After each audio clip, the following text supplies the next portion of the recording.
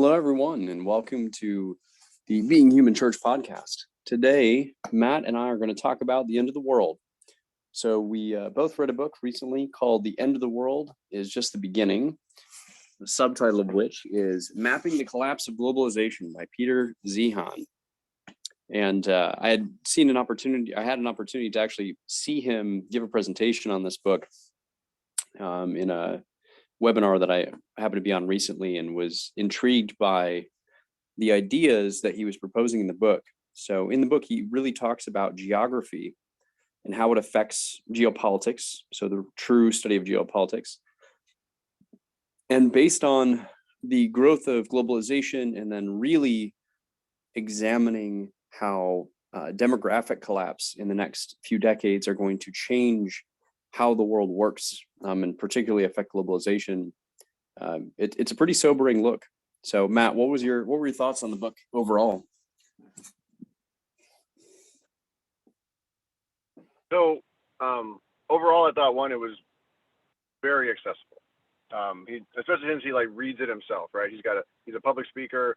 He knows his own writing, and so he adds all the emphasis and all the humor and whatnot that somebody else might not have and might not come through on the text. That's probably a big part of it. He's obviously putting a lot of effort into that. And I can see why, because the subject is tough to talk about. And when it's not emotionally difficult, it's intellectually difficult. So very accessible, very easy. I thought everything was, everything was great. I actually went back through the first couple chapters because I couldn't figure out where he had explained why the United States is going to withdraw and cause all this carnage. It seemed like a really crucial part of the entire rest of the book is premised on the idea that the U.S. is going to withdraw from the order, and then it's going to collapse, and then bad things happen. And it's not really well supported at all, why the U.S. is going to do that. Why it's a done deal. And if it's happening right now, I feel like there should have been a whole section on here's examples of how it's happening right now, and it's inevitable. I don't feel like that part was just sort of assumed, and maybe he did that in previous books. I don't know. I know he has a couple of books before this. So it was great. Especially, I love the part that explained back history of how civilization arose, and therefore where it's going to be picked apart and how it's going to collapse, and which pieces are going to break. That part was awesome.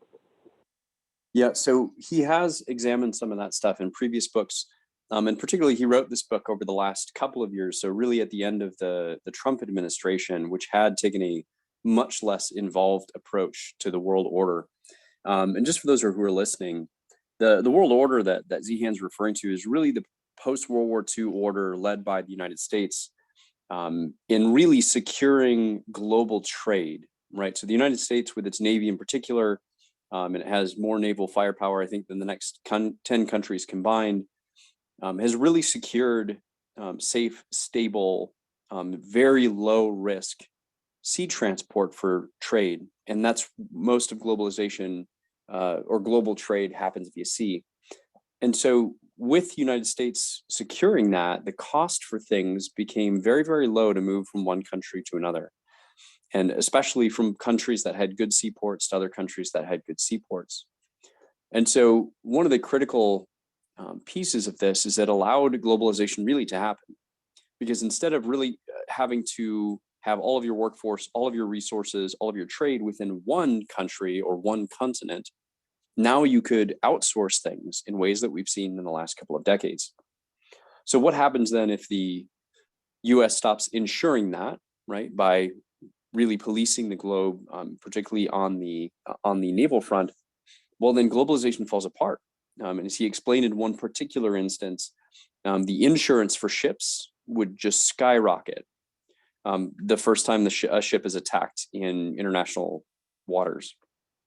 And this is outside things like piracy. This is really more of an intentional attack for a variety of reasons. And so the challenge of this is that this approach of globalization that we've taken over the last, 75 years since the end of World War II has created a really fragile system that spans the globe, and really any one thing could go wrong, break it. So we've seen through the pandemic recently some of the implications of what happens when transit and shipping and trade lines are even disrupted, not even broken, but disrupted, and all of the cascading effects that it's caused. So what happens if they are actually interdicted or broken? So Matt, from your perspective, what was kind of the thing that stood out to you as the most valuable, say, concept or framework that really helps you think about the future of humanity and society from this book? Yeah, so like ways to think about it going forwards, it really reinforced something that I have an intuition on from a lot of things, was that we kind of had scaffolding as we built up civilization, and that scaffolding has been removed as we no longer need it. So like if you have an arch, it'll stand for 1,000 years as long as you don't pull one of the blocks out.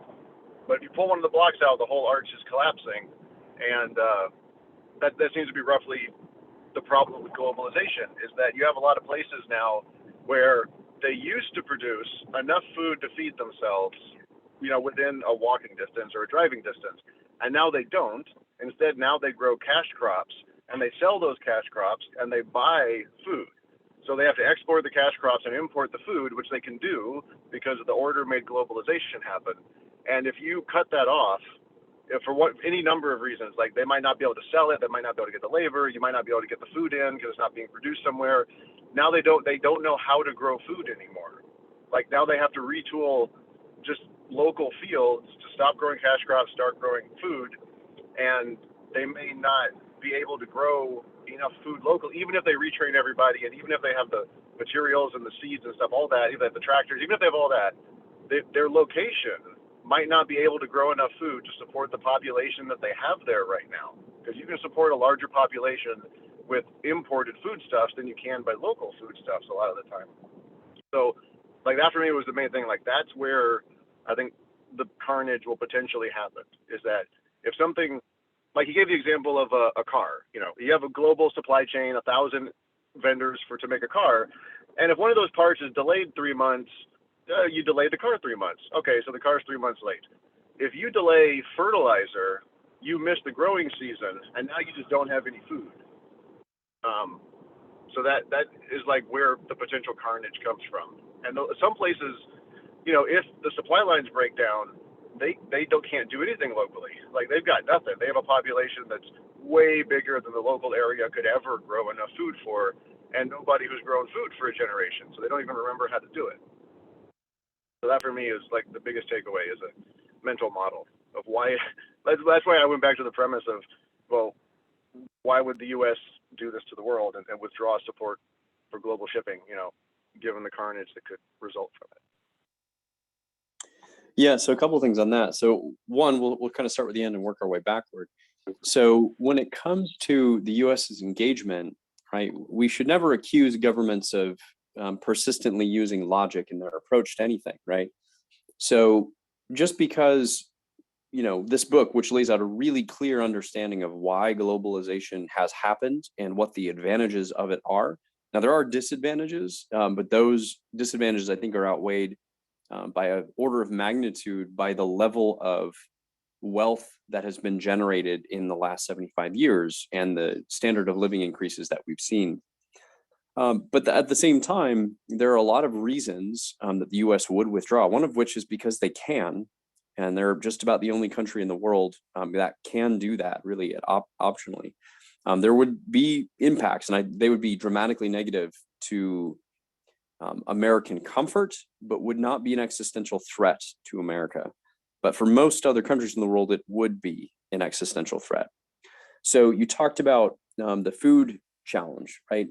So the thing he talks about in the book is different lands are suited for different things geographically, right? They've got different hydrology, they've got different weather patterns, and so some places are warmer and drier and they're better for certain kinds of crops, and other places are more humid and warmer and they're better for tropical crops, and others are temperate and seasonal with good amounts of water, primarily the US and the grain belt through Ukraine and Russia, right? So they are good for a certain kind of crop. And what globalization has done has made it where anyone can specialize in the thing that their geography is best suited for.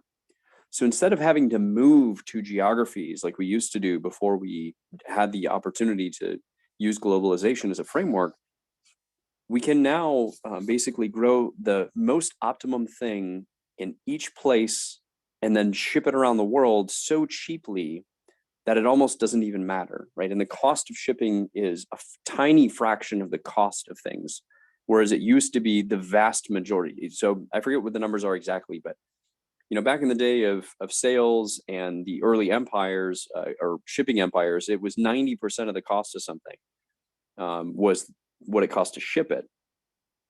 Whereas today, I think it's less than 5% or somewhere around that scale.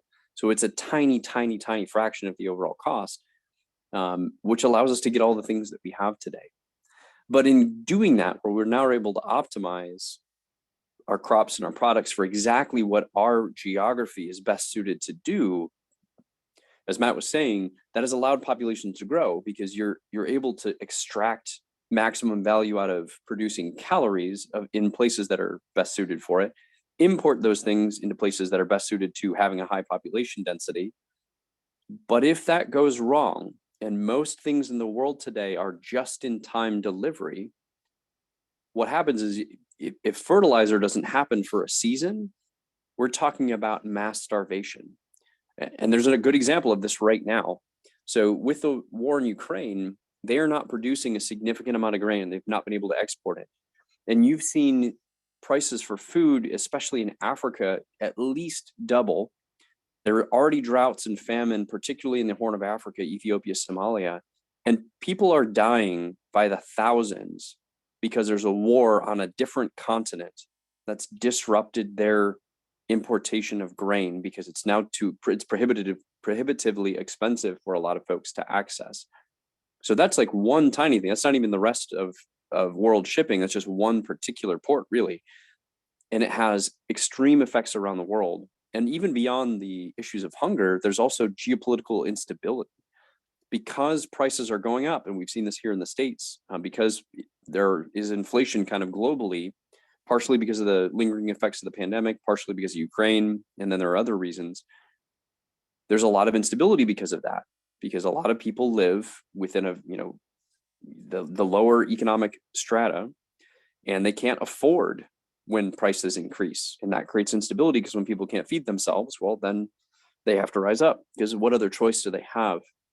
So that's something else I think that's really interesting in looking at this entire construct is understanding the fragility of those things. So one of the concepts that I was talking to someone else about today is the balance between the concepts of efficiency and resilience. There's actually a great TED talk about this, and I'll see if I can find the link and post it. But on one hand, efficiency is what we're familiar with in the Western sphere of economics, particularly capitalism. Because when things are efficient, we reduce the cost it takes to create a thing and we increase our profits because we're more efficient. But the challenge with efficiency is that if anything goes wrong, as we mentioned, just-in-time shipping or the ability to access a specific resource, then whatever it is that you're being efficient doing is all of a sudden completely incapable of functioning. Whereas on the other hand, the concept of resilience is that you have some ability built in to survive either rapid changes in the environment or shortages of specific products that still allow you to do whatever it is that you do. In the case of humanity, one of those key things is to eat, right? So you want to have some eating resiliency as a civilization and as a community, because otherwise you die. And so this is something that's not built into globalization. Go ahead, Matt. One of the examples Peter had in the book was France. He actually called out France several times as potentially coming through the troubled times better than a lot of other countries. And one of the key things is that they've got this very inefficient, could be called dumb protectionist policy for growing food, that they have a lot of subsidies to maintain diverse local food production, which is inefficient in globalization, and they paid a cost for it this whole time. But if it turns out that they, now nobody is growing food for them, they've already got the industry, the infrastructure, the training already running. So they actually probably could provide for themselves. So inefficient, but resilient. Yeah, and so I think this is a really important concept for humanism at writ large, because there's going to be a balance of those things necessary, right? Efficiency, it gets us faster progress. It allows us to increase our capability, our capacity to do the things we need to do to help humanity survive and thrive. You know, feed people, keep world-breaking pandemics from happening, getting off the planet eventually, to ensure that we've got some redundancy, again, another form of resilience. But if we race toward progress with a mind toward efficiency, doing it as quickly as possible, if we ever stumble upon a stone and fall down, then we all die. And so there's got to be enough resilience built into it that we can take some blows, that we can course correct if we find that, oh, something was in our way when we were charting this efficient course, and we're going to have to go around now. You need to make sure you have enough fuel to get around whatever that obstacle is that you didn't plan for. So you always want to hedge just enough. Now, what that number is, we don't know. If it's 10%, 15%, 50%, it's going to be a question that we're going to have to continue to debate. But I wanted to pull out that concept of resilience versus efficiency, because I think it's going to be something that we're going to have to consider as we work our way through what happens after globalization, if what he lays out in this book does in fact take place. So Matt, so when you read the book, what did you actually think? Did you have a level of skepticism where you're like, well, it could happen. I can see his argument's logical, but I don't think it will because of X. What were your thoughts on that? Yeah, like I said, I kind of ended up at the premise part of it. If he did that outside the book, he didn't really call out where he did that, so I could go to that premise that the United States will withdraw from protecting the world's deep oceans, deep waters, in a big enough way to allow all of these bad things to happen. The rest of the book is basically premised on that. It's assuming that it's not safe to ship things globally anymore, and that's relatively fast. A lot of bad things fall out of it. But I'll just accept that premise, because that's what the whole book is based on. So, accepting that premise, my biggest problem was with technology, I think. So he seems like he pays a lot of attention to geography and to demographics, and not a whole lot to politics, and not a whole lot to technology. And I feel like technology is only getting more and more influential. Like, he's obviously backwards looking, very good at understanding technology. Looking backwards, he can lay out a very clear technology evolution. For example, windmills, right? Like, he lays out a very clear, very accessible explanation for how when we grew a lot of grain, we had to grind it with muscle power. But if we live next to the water, we could use a water wheel to do it and free up that work. But you had to live next to the water. And so when people invented windmills, they were able to locate populations farther away from water, which was literally a technological revolution. And playing around with the sails on windmills led directly to improvements in deep water vessels, which had better sails after learning about aerodynamics. So looking backwards, he understands technology. Looking forwards, I feel like he does not. He mentions a couple things that he thinks are neat, like digital farming, where the tractor looks at each plant individually and gives it exactly the dose that it needs, and like almost nothing else. Like, he really kind of ignores technology, and I feel like that's a mistake when you're projecting events into the future. But I get it. Like, who knows, right? I don't know. Who could have predicted smartphones, right? But I don't think he mentions it enough. He kind of just ignores the topic mostly. And so that part for me, I'm kind of a technologist, so I'm into that. Like, one of the things after reading this, I don't know, like 2 or 3 chapters into it, once I got the gist of his argument, especially about demographics, that he's like, demographics is a big part of the book of how the age distribution in populations changes and how it affects, your finances and your labor force and so on. And I suddenly realized, like, is Elon Musk building a Tesla bot because of the demographic shift?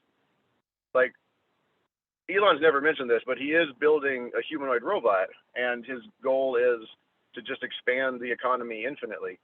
And I was like, That's really interesting timing. I'm sure Musk must have heard of stuff like this before, like demographic shifts and things. And is he pursuing a humanoid robot because right now we need a labor force? Like most of the world has an aging population where they have a small young population and a large old population.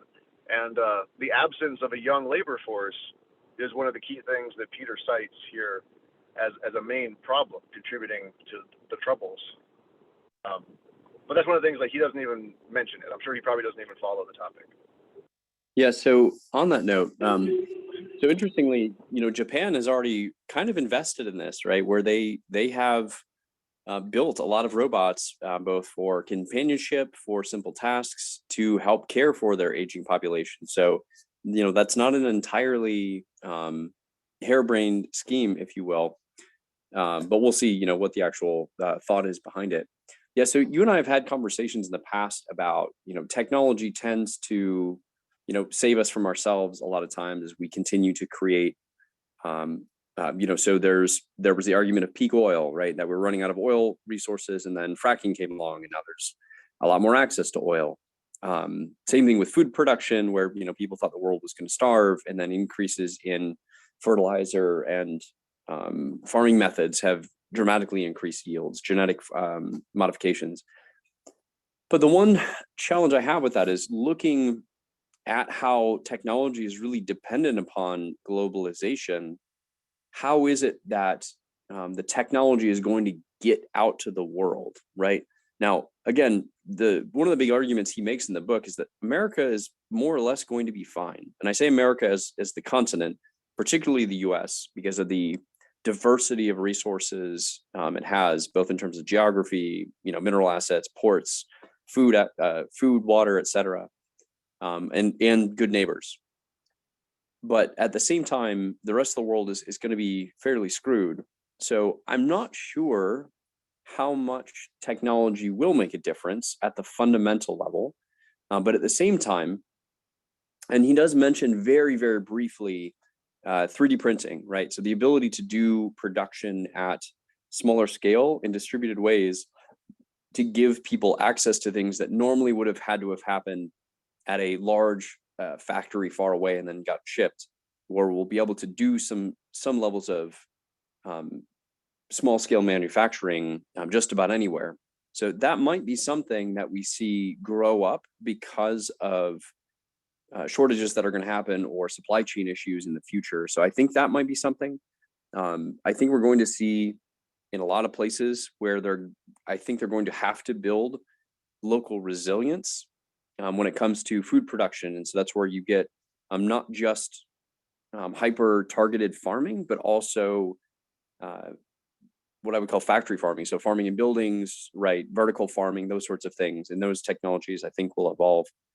The question is, will they evolve fast enough as not just demographic collapse, but with demographic collapse and really with the collapse of more. And that was one of the things he talks about in the book is, the end of more, right? We have had an expanding demographic worldwide really for the last 150 years, but especially the last 100 years. And because the population is always getting bigger, you could bank on literally that there would be more capital because there would be more workers doing more work. And honestly, the more workers help suppress wages and make products cheaper, which made them more accessible. And there was this virtuous cycle of expansion of credit, expansion of technologies, expansion of people, expansion of food, shipping, etc. Everything was more. And so what happens is if you start having collapsing demographics, you start having less, and less is not what any society and government is geared toward. They are all geared toward more. And especially when you look at whether it's spending programs or benefits or whatever it happens to be, almost all of the math is based on the idea that you'll have a growing population. So when that goes away, there's going to be less. And when people get less than what they are already comfortable having, it creates political unrest. So beyond the technology point, I'm honestly, and being someone who's focused more on the human interactions as a communicator, I'm more concerned about the political unrest and what I think will be a rather rapid decline. The word he uses is decivilize. that we will very rapidly de-civilize. And that's not just in the sense of having nice things and going to restaurants, but also in the terms of how we interact with each other, where government will be even more the enemy than I think people see it as today. And we will revert to potentially more tribalistic approaches toward governance. So the question is really, can technology keep up with it? I think it's a fair argument to say technology has a role to play, but how will that technology work when you don't have access to computer chips, and you don't have access to solar panels, and you don't have access to, hell, food or water? Those, I think, are going to be some of the major challenges when it comes to technology, but also in terms of how non-technology things are really going to affect how things are going to turn out in the long run. So what else from your perspective, what were some things that you found interesting, or some challenges that you have going forward, or just in terms of what should we think about this as humanists, and how should we, if this is the future, how should we prepare for it? Yeah. One of the things going forwards I really like about it is I feel like responsibility of a humanist, one of them, is to kind of be more conscious about being a human, right? Like, what does it even mean? And be able to step outside of and critique the typical stories that we're fed, which are kind of unconscious stories. So, like, I like Thomas Sowell for the same reason, in that he provides an alternate perspective on the same events everybody's heard about, with different analysis and therefore different conclusions. And the same with Peter now, as an example. It's a good reference for thinking about, like, I know a lot of people who, I would call it unconsciously rail against capitalism or something, kind of reflexively. And that changes the way they think about the future and the way they think about options and stuff. And like, he does a good example of explaining, why it works the way it works, right? Like, you can have more people with more education and more nutrition and more rights if they can grow a high value cash crop and then buy food with the money, than if they have to live off of the food they can grow locally. Like, there's nothing you can do about that politically, philosophically, psychologically. It just is the physics of the location you're in. Capital makes it more fluid, and you can get more good stuff that you want, that's good for you, good for your children, good for your minorities, good for your differently abled people, if you do capitalism. If you have to do barter and, like, do it locally, it's not going to be as good. It's just not. It's not as efficient. It's not as big. Like, I can tell that he has this, like, rock in his shoe about organic products, because there are several examples where he does a little aside to explain how much worse for the environment organic products are. Like, he talks about bananas, and he's like, bananas are clones, which means if a single banana gets an infection, all the banana trees in the area have to be destroyed. So organic bananas don't have pesticides on them, but the area, the perimeter around the banana field for like a half mile is nuked with pesticides. So there's like a border, a half-mile border of pesticide saturated land around the bananas that do not have pesticides on them. So organic bananas are like one of the worst offenders possible, right? Just because they're so delicate. So they need protection, right? And you got to protect them somehow. So if you want organic on the label, well, you're going to nuke everything else around them with pesticides. And that's the kind of thing that a lot of people just don't, it's not part of the main story that people get. So they don't think about things the way they actually work. And then we don't interact with other people based on how they actually work. It extends. If someone is a little bit more favorable to capitalism or something, or owns a rental property, we could be reflexive about that. Like, oh, well, capitalism's bad, and you're a capitalist, so you must be bad. That kind of thing. And it's unconscious, and it's just based on stories. So books like this are really great for going forwards, regardless of whether you agree with them exactly or not, of opening up a different perspective on a complex, interconnected set of topics. For things we don't see, it's like demographics. Demographics are too big for us to see. we see our generation because we grew up with them, we see our parents a little bit. But you have to like do some science and some statistics to kind of see demographic profiles and to see sort of the wave of demographics and how it affects the implications of it and how that affects your life and people you care about, and then other places, right? Like why are those people over there being crazy? It's like, oh well, because they don't have any navigable rivers. So without navigable rivers, you can't generate capital internally. So your cost of capital is very high, and that means that only a few people have any capital and that they control it, right? But if you have a lot of navigable rivers, then you can generate capital, and then a bunch of people can do investments and stuff. Like the geopolitics and the demographics have this huge like underlying effect before you even get to politics or society. And he does a great job of, you can take that away from it, is the ability to think about this like ground truth stuff, the stuff that forms the soil before like politics and culture even grows out of it. Yeah, and so he addressed a little bit of the different sort of economic models, and none of them really look great in the future where globalization collapses. So capitalism has led us to where we are, but with that, one of the things he says, I'm looking at the page here: capitalism without growth generates massive inequality, as those who already have political connections and wealth manipulate the system to control even bigger pieces of an ever-shrinking pie. And so for socialism, he talks about, if anything, it's even darker, because they can't even generate levels of capital when the pie is expanding, let alone when it's shrinking. Fascism and what he calls command-driven communism, which is basically an oppressive state that micromanages everything, might provide options, but those are also not ones that are necessarily enviable or preferable when it comes to desired forms of government. So it's going to be interesting to see how we evolve governing structures. Capitalism does allow you, like you said, it frees it, literally, that's capital, it's the word in there. It frees up capital and is oriented around the idea of excess, right? You have excess capital and then you can invest it in other things. So what's interesting to me about capitalism is the foundation of the idea, right? That you can generate more of something and then you have that something to spend on something else to ideally increase your position. Now, whether it's financially or farming or whatever it is, it's a really valuable thing, because when it comes to human progress, just human progress, excess is a necessity.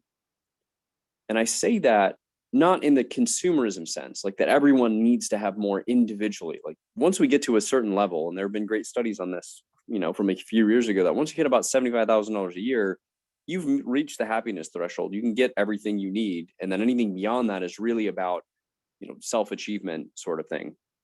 But when it comes to human progress, it wasn't really until we had the ability to save up a little bit extra that we started then making progress as a species.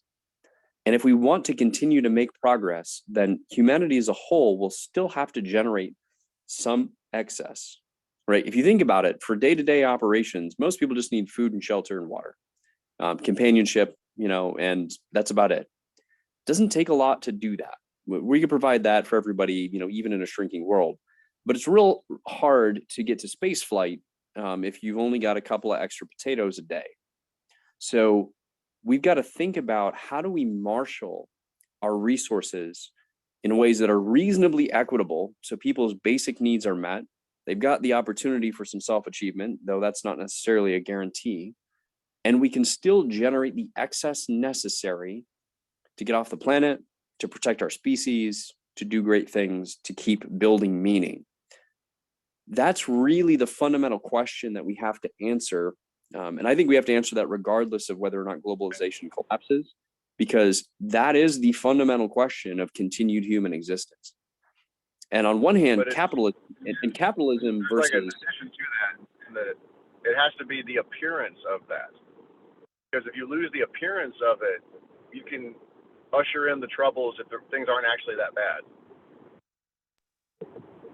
If people lose the assumption, like they'll start freaking out, even if things are actually kind of okay.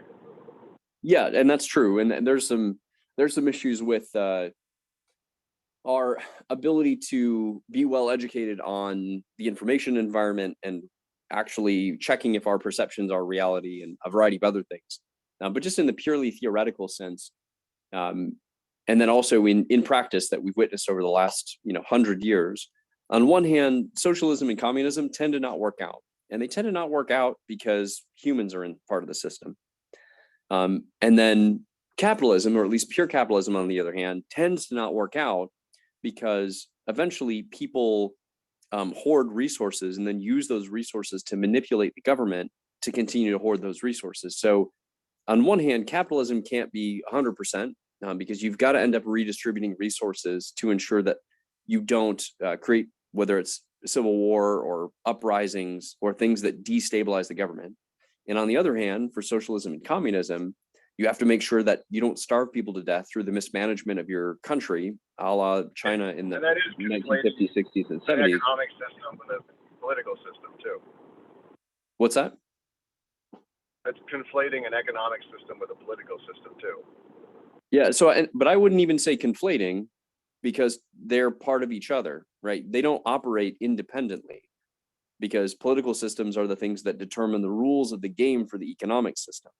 And so that's where I think it is important to look at them together and not purely in their theoretical definitions. Yeah, but and so that's they why, are different. Like you can have a monarchy overseeing capitalism, for example. I mean, they're like China tries to do command-driven communism with capitalism. They to an extent they are mix and match too. yeah, well, that's exactly my point. Is we have to pick points on the scale that are at neither extreme, and that create relative stability while still generating a good portion of excess. So those to me are the actual goals of designing a political economic system, to whether today or to get us through this transition. And that's going to be really tough because getting everybody on the same page is obviously darn near impossible. But it is something I think that we need to consider at least. So like one of the other real big picture that so what you came away from the book with, do you get the sense that Peter's kind of pessimistic take is inherently correct, and we will never be able to separate out our future from our geography? Or potentially could we figure out a way to where all humans could thrive wherever they are, whenever they are, regardless of underlying things like that, like geography? Right now he's saying it's inherently risky. If we thrive and we outgrow the carrying capacity of our local area, and then any hiccups in the system that allow that happen, then you're screwed. Mass famine. Don't pass, go, don't collect $200, just mass famine. You go straight to famine. Yeah, so I don't like to be an absolutist for sure. So I think he's made a really compelling argument that I tend to agree with based on human nature. However, I could see narrow technological paths that do allow us to operate more independently from geography, right? So, you've seen the water producing solar panels where they're pulling water right out of the air, and fog sails, or there are other names for them, have been a thing for a long time, where you can create things that use the principles of condensation to pull water out of the air, to include in places like the desert, particularly at night. So it's not that it's impossible, and the knowledge that we've gained over the last few millennia will clearly help us to do that. The question is, can we do it faster than our demographic collapse? And really, to me, the fundamental question, at least from looking at the people perspective, is, are we smart enough to recognize that it's happening to be able to make the shift in time? And that's the thing that I'm particularly concerned about. Because when you look at the Dark Ages, right, the Dark Ages, you descended from the height of the Byzantine Empire, right? The learning of the Greeks and the Romans, the Egyptians, and that all collapsed rather quickly, relative. And it went through a huge period of where education was suppressed and people became superstitious. And we kind of did that for a really, really long time. And if we come off of the high of progress, and really the progress that was derived from the energy production from oil, it's really going to be a difficult question to say whether we're going to recover. Now, again, in the book, he articulates that America's probably going to be fine, and he makes that argument from the resource perspective. The challenge that I see is that I don't know from the psychological, governance, and education perspective that we're going to be fine. We might be just as hard off as anybody else because we can't get our our collective minds around the problem set, and we're much more likely, because we have so much access, we have the luxury of bickering about stupid perception problems that are really not reality, or not problems that affect the majority of people, and we are likely to squander our opportunity. So to your question, I would say I think what he has laid out is probably right. I think it might honestly even be a little bit worse. There are some potential technological solutions that are going to help us make the transition. But to me, and this is kind of to bring it back to being human, we've really got to have a philosophical construct, a societal construct that's going to help us deal with hardships, understand challenges, get better educated, understand our responsibilities as individuals and communities to be able to survive something like this. I don't think our current philosophies from the individual level, or what we see as our responsibilities within religious constructs, are going to get us through the hardship that he has articulated here. So that's one of the things that I'm honestly pretty concerned about going forward. Yeah, that makes sense. So, has anybody in history had a philosophy that successfully dealt with like the descent into the Dark Ages? Well, I would say, how do you define successful? So there were still humans after the Dark Ages, so that's something. But again, we weren't coming down from the highs of globalization, right? It was still very, feudal lords and servants and serfs working on fields. So it was all very much localized production for bare survival. So it wasn't very far to fall, if you will. The heights that we're going to come down from are pretty substantial. So you could argue that Christianity or Islam, right, helped keep people somewhat organized. Islam obviously saved a lot of the knowledge that had been created up to that point in terms of mathematics, architecture, engineering, etc. The East had ups and downs as well in terms of their development. And so I don't know that I can answer that question, because I don't think that if we did find someone whose philosophy was helpful in a pocket, right, somewhere, I don't know that would map to the challenge of today, because I think that magnitude is just so much greater. I just don't think that it's an appropriate comparison. So, okay, so here's my suggestion on it, is that their philosophy won't change physics, right? So if you need 3,000 calories to live and you only get 3 calories, you're going to die. That sucks, and that's terrible, and maybe a lot of people are going to die, and maybe that's just not solvable. Like, maybe no one's going to give food to you for whatever reason, right? Like, I don't know if this is true, but I heard that at one point our genetic lineage got down to like 13,000 humans during an ice age. Like, it was a tiny little eye of the needle thing where it was only a few thousand people left alive, and all of our genetic descendants came from that group. But anyway, that's the gist of the idea, right? So there are physical constraints that no amount of cleverness is going to get you around. So setting those aside, in every situation, there are philosophies that help you make the best of it, and philosophies that get in the way of making the best of it.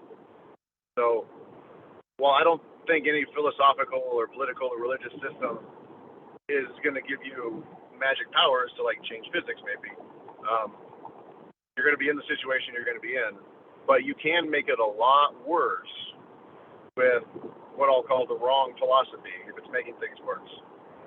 So it would therefore imply that there are philosophies that will make things as good as they can be, you know, in the current situation. And you can kind of contrast them that way. Like, we probably know a lot about general purpose philosophy right now, like internal versus external locus of control, for example. Like, whenever somebody has external, they make things worse, and when they have internal, they make things better. What was it? The guy that wrote the book about the concentration camps, like Man's Search for Meaning, Frankl, maybe. You know, psychologists went to concentration camps with everybody else, and noticed that the people who had meaning were doing the best, and the people who didn't have meaning did the worst. You know, to so oversimplify it. So, I mean, the reason we started the church was we were basically like, it needs to be a church, a religion unofficially, because that's what people go to when they're looking for meaning. And you have to have meaning or you can't make the best of a situation. That's my suggestion. Yeah, no, I definitely agree with that. And we need to help folks understand their why, right? And that, I think, is going to be a fundamental skill set, like you mentioned, to survive adversity.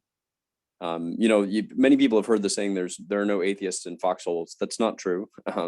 There are plenty, but people who are going through adversity do succeed when they have a why, do succeed when they know how to connect their experiences to lessons learned and how to look to the future to see potentially better outcomes. So, like you said, we're not talking about mysticism where we're going to change, water into calories, but we are talking about having the mindset to build solution-oriented,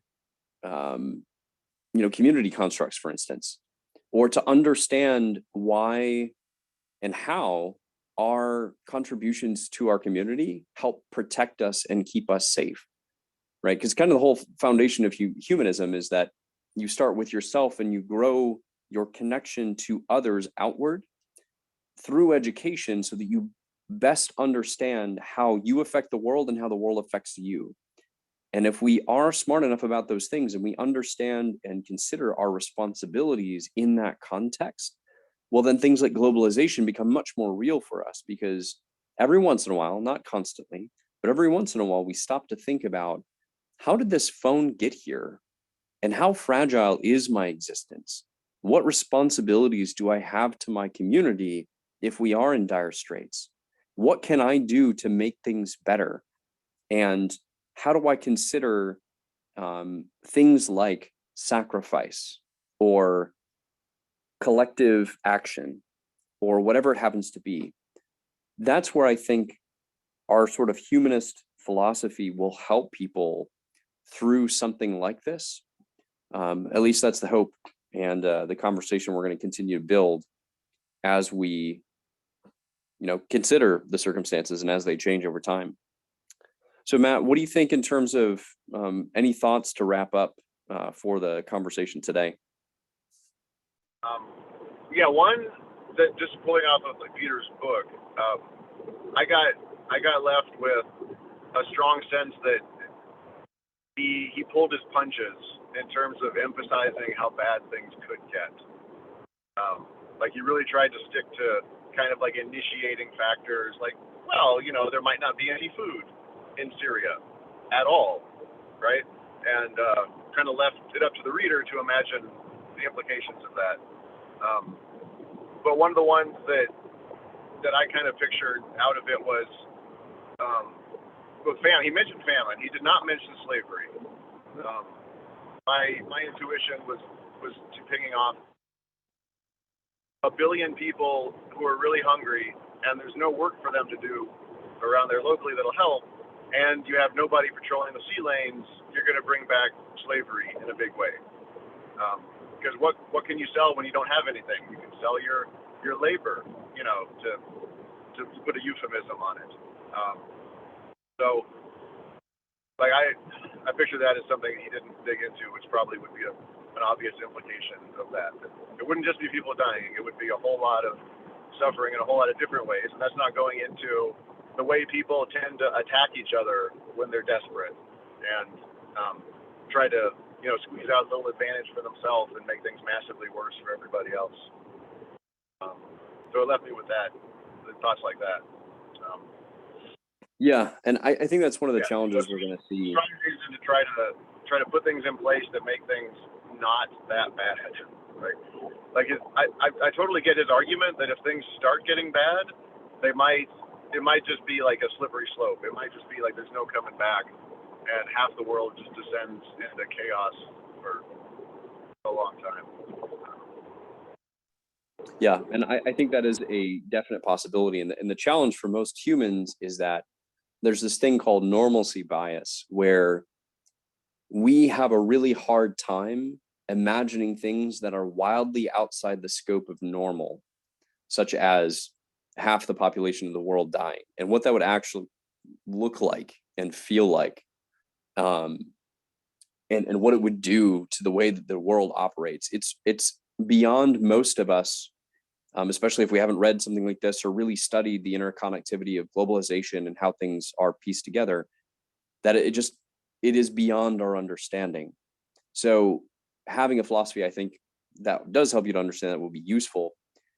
But I think that is going to be a challenge for us as a species, is grappling with the impact of something like this.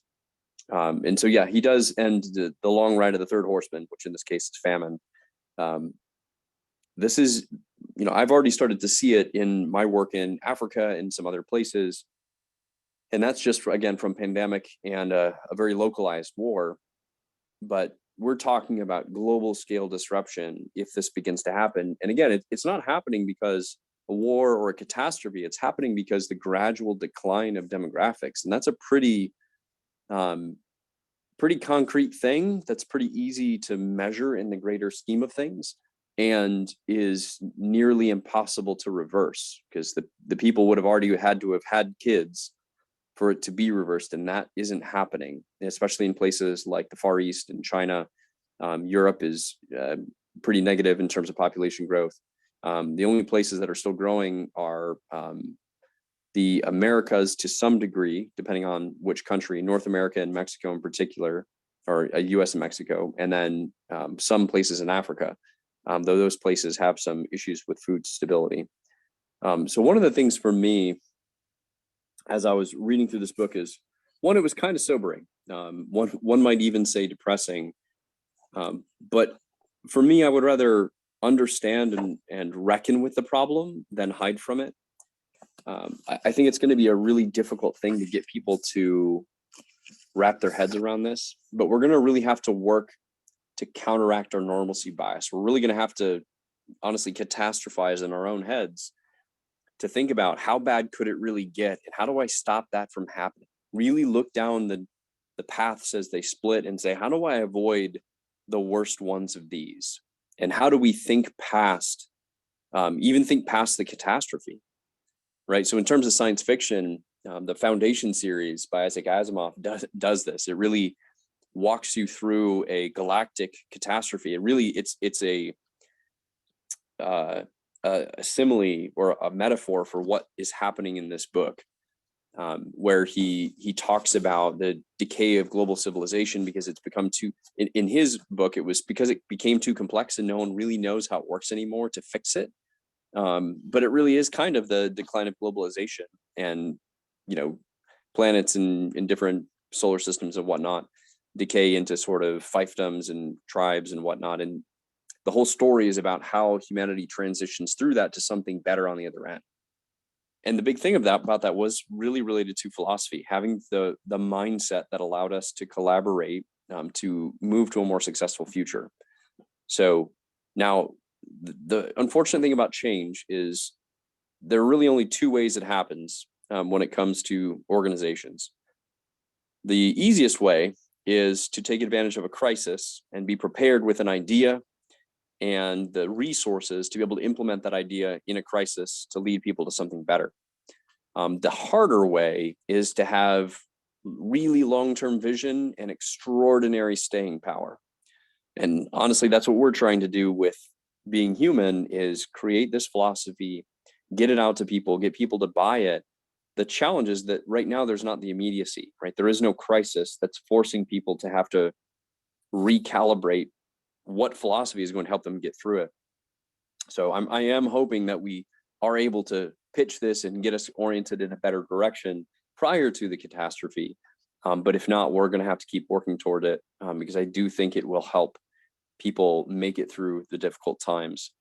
So I just wanted to end with that sort of thought, that yes, there are some challenges that face us in the world today. And whether it's this, whether it's another pandemic, whether it's some other challenge in the world, having the right philosophy, having the right mindset, understanding how we connect to each other and how we're better as a species and a community, I think is going to be beneficial. But in this context in particular, I think it's going to be an absolute necessity. So for those of you who are out there listening, thanks for tuning in. And we hope to have some more of these conversations going forward. And we look forward to talking with you about how we can all be better and be human. Thank you.